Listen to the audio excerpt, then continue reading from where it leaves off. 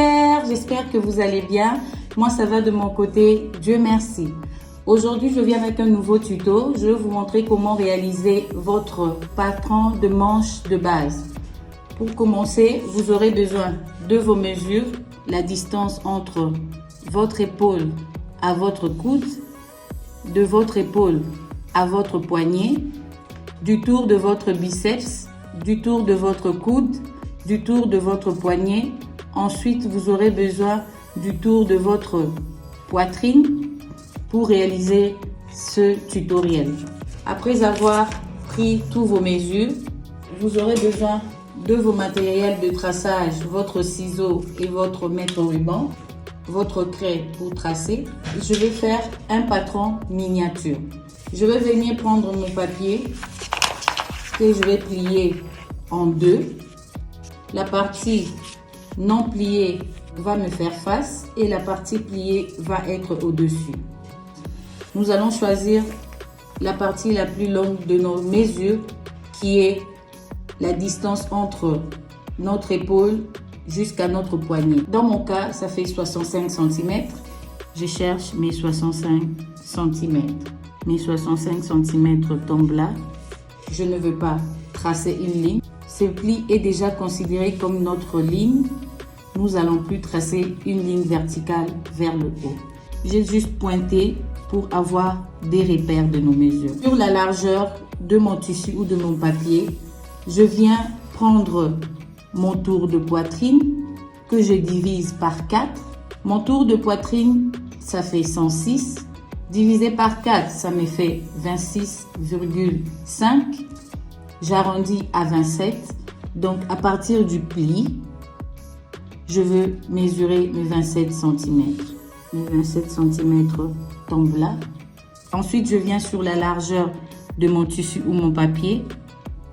Je viens mettre ma longueur totale qui va de mon épaule jusqu'à mon poignet. Dans mon cas, ça faisait 65 cm. Je viens pointer mes 65 cm. Je viens relier le tout. Cette ligne pliée est considérée comme notre longueur totale. Je vais le nommer LT, de l'épaule au poignet. Je vais pointer P ici. Et là, c'est considéré comme notre épaule. De là à là, c'est notre tour de poitrine. Je vais mettre TP. Là à là, c'est notre longueur totale de la manche. Après avoir nommé mes poids, je viens ajouter 5 cm sur la ligne de ma longueur totale. J'ajoute 5 cm pour l'ourlet et je relie. Je viens sur la longueur totale de ma manche. Je viens faire mon tour de poitrine que je vais diviser par 8 et je vais placer ce que je trouve. Mon tour de poitrine fait 106. Divisé par 8, ça me donne 13,25. J'arrondis à 13. Je viens placer mes 13. À partir de là, je cherche mes 13. Mes 13 tombent ici. Après avoir trouvé mon tour de poitrine divisé par 8, je vais prendre le point pour relier directement sur ma ligne d'épaule. Par une ligne droite, je relie. Ensuite, je vais prendre la longueur entre mon épaule jusqu'à mon coude. Le mien, la distance fait 30 cm. Je viens pointer mes 30 cm. Ça tombe là. Je viens reprendre la distance entre mon épaule et mon coude.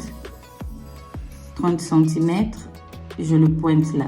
Je vais relier ces points par des traits interrompus. Là-bas se trouve notre coude. Je vais trouver mon tour de poignet. Mon tour de poignet fait 20 cm. Le 20 cm, je vais les diviser par 2 parce que là, notre manche est pliée en deux. À partir du point de mon poignet, je vais placer mes 10 cm. Ça tombe là. Je reviens sur ma ligne de coude qui est une ligne interrompue que j'ai fait juste pour repère. je viens mettre mon tour de coude divisé par 2. Mon tour de coude fait 40, divisé par 2, ça me fait 20. Je viens à partir du pli, sur ma ligne de coude, je viens placer mes 20 cm. Ça tombe là. Ensuite, je vais lier mon tour de poignet à mon tour de coude et de mon tour de coude jusqu'à la ligne qu'on a tracée là. Vous allez remarquer que ma ligne ne vient pas jusqu'à la valeur de couture. Vous vous arrêtez juste sur le point, sur la ligne totale initiale de votre manche qui est la longueur entre l'épaule et votre poignet. Nous allons venir trouver la courbe de notre amonchure. Pour trouver la courbe de notre amonchure, nous allons venir mesurer cette ligne. Ce que vous trouvez, vous le divisez par 3 sur cette ligne. Je viens de diviser ma ligne par 3. Vous avez la première partie, la deuxième partie et la troisième partie de notre ligne. Ce que nous allons faire maintenant, nous venons sur le premier point où on a divisé notre ligne. Nous allons rentrer de 2 ou 3 cm. J'ai choisi de rentrer de 2 cm au lieu de 3. Ça tombe là. Je vais relier ces 2 cm dont je suis rentrée jusqu'au point de mon épaule avec une ligne courbe.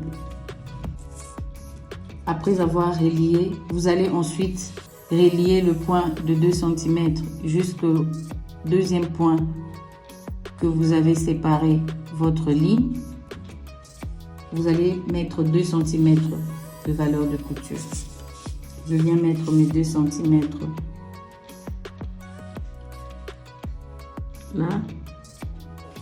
Épousez la forme de votre ligne. Ensuite, je relie tout le point de mes valeurs de couture.